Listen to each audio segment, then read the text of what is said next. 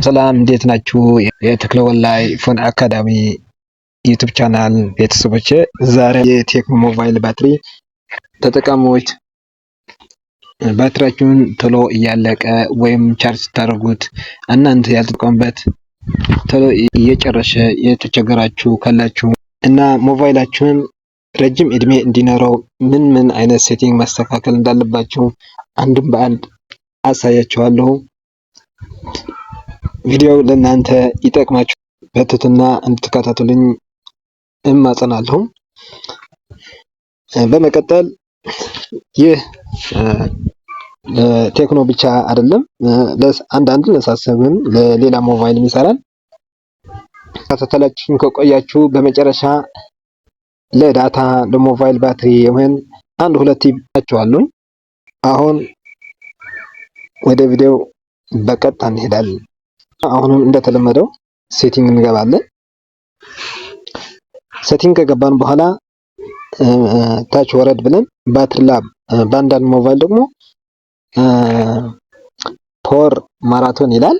ባትሪ ላብ አለ፣ እዚህ እንገባለን። ባትሪ ላይ ከገባን ምን ማድረግ አለብን? መጀመሪያ ማድረግ ያለብን ስማርትፎን ሴቪንግ ኦን ማድረግ አለብን፣ ወይ ደግሞ ፓወር ቦስት ማድረግ አለብን ማለት ነው። እዚህ ምን ይላል? ስማርት ፓወር ሴቪንግ ሰንስ አለ፣ ስሊፕ ስታንድ ባይ ኦፕቲማይዜሽን ኤንድ ሾርት ቪዲዮ ኦፕሽን ይላል።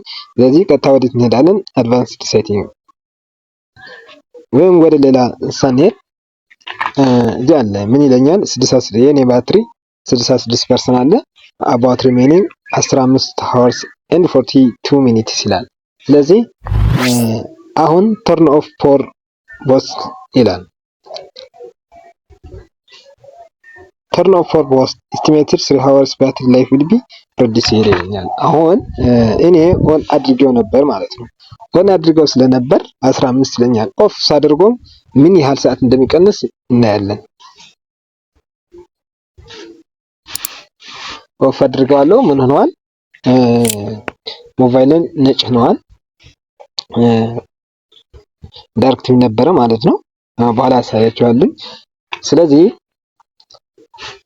15 ነበረ፣ አሁን አባውት ሪሜኒንግ 12 ሰዓት ሆኗል ማለት ነው። ስለዚህ 4 ሰዓት የሚሆን ሮዲስ አድርገዋል ማለት ነው። 15 ሰዓት ሊጠቀምበት የነበረብኝ 12 ሰዓት እንዲቆይ አደረኩ። ስለዚህ የባትሪን ላይፍ በጣም ቀንሷል ማለት ነው።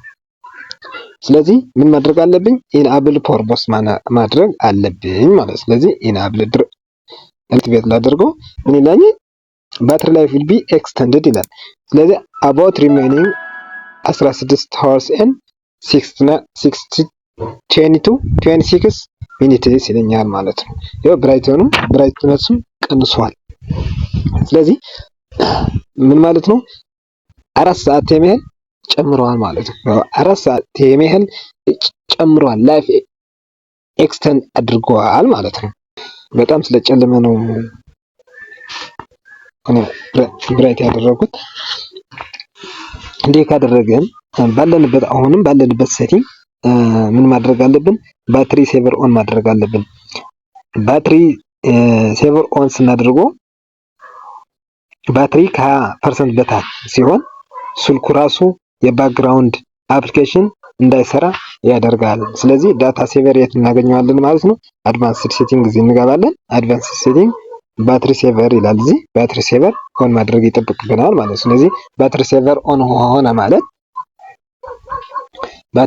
ኦን ሆነ ማለት ባትሪያችን ከ20% በታች ሲሆን በባክግራውንድ ራን እንዳይሆን ይከለክላል ራሱ ባትሪ ማለት ነው። ሲፒዩ ራሱ ይከለክለዋል ማለት። ስለዚህ ዩዘር ባትሪ ሴቨር ኦን ማድረግ ይጠበቅብናል ማለት ነው። አሁን ደግሞ ወደ ሁለተኛው ስቴፕ እንሄዳለን። ሁለተኛው ስቴፕ ደግሞ አብዛኛው ጊዜ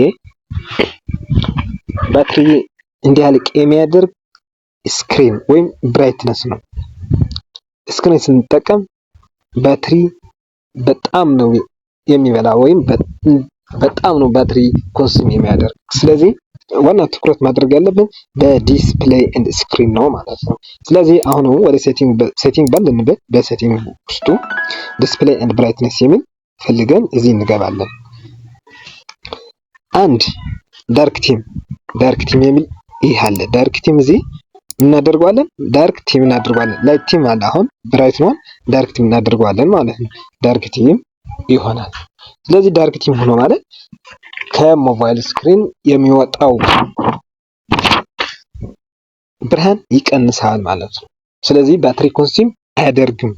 ኮንሱም የሚያደርግ ነጭ ሲሆን በጣም ኮንሱም የሚያደርግ፣ ዳርክ ሲሆን ግን ብዙ ኢሚት የሚሆን ላይ ስለሌለ ይቀንሳል ማለት ነው። ስለዚህ ይሄኛው ዳርክ ቲም የሚል ኦን መሆን አለበት ማለት ነው። ሁለተኛው ባለንበት አዳፕቲቭ ብራይትነስ ኦን መሆን አለበት። ይህ ማለት ራሱ በሴንሲቲቭ ሰንስ እያደረገ በአካባቢ ወይም በኤንቫይሮንመንት ያለው ብርሃን መሰረት ብራይትነሱ ይጨምራል፣ ይቀንሳል። ስለዚህ አላስፈላጊ ብርሃን እንዳይኖር ያደርጋል ማለት ነው። አላስፈላጊ ብርሃን ካልወጣ ደግሞ የባትሪያችን ላይ ኤክስተንድ ይሆናል ማለት ነው። ሌላ በተጨማሪም ባለንበት ስክሪን ታይም አውት የሚል አለ። ስክሪን ታይም አውት ማለት ስክሪን ሳይጠፋ ለስንት ደቂቃ ወይም ለስንት ሰዓት ይቆያል ማለት ነው። ስለዚህ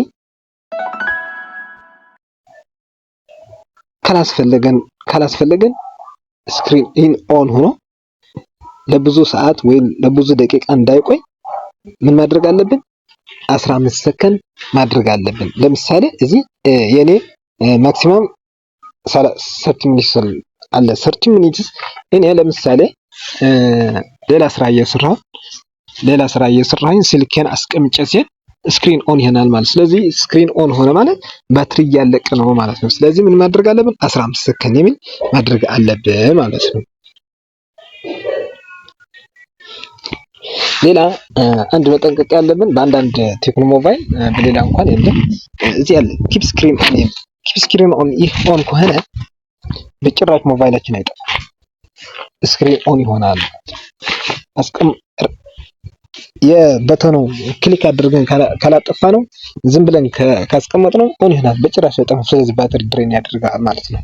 ባትሪ ቶሎ ያልቃል፣ ለብዙ ሰዓት እንዳይቆይ ያደርጋል። ስለዚህ ይሄን ኦፍ መሆን አለበት። አንደኛ ስክሪን ታይም አውት፣ ሁለተኛ አዳፕቲቭ ብራይትነስ ኦን፣ ሶስተኛ ዳርክ ቲም ኦን። ሌላ የስክሪን ሪፍሬሽ ሬት መቀነስ አለብን። ሞድ 20 ኦር 90 ከነበረ ወደ 60 ሄርትዝ ማድረግ አለብን ማለት ነው። ይሄ ደግሞ የት እናገኘዋለን ማለት ነው? ዲስፕሌይ ኤንድ ብራይትነስ እንገባለን። ሪፍሬሽ ሬት ስክሪን ሪፍሬሽ ሬት የሚል እዚህ አለ ያለ ማለት ነው። እዚህ ስንመለከት በዚህ 9ኛ 60 ይላል ማለት ነው። ሞድ 20 አለ፣ አውቶ ሪፍሬሽ አለ። ስለዚህ 9ኛ ከሆነ በእርግጥ የሞባይላችን ፍጥነት ፈጣን ቢሆንም ባትሪ ግን ድሬን ያደርጋል ማለት 90 ሆነ እዚህ ማለት ነው። ስለዚህ ምን ማድረግ አለብን?